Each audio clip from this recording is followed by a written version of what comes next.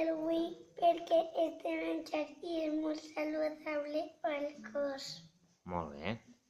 I quina recepta és la que més t'ha agradat?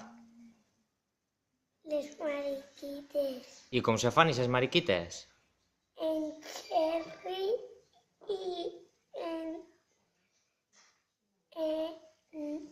pa tostat Molt bé. i en formatge i en una oliva i en vinagre de nocena. Molt bé, que bones. I el que vulgui aquest llibre què ha de fer? On ha de vindre? A la biblioteca. Molt bé. Moltes gràcies, Vega.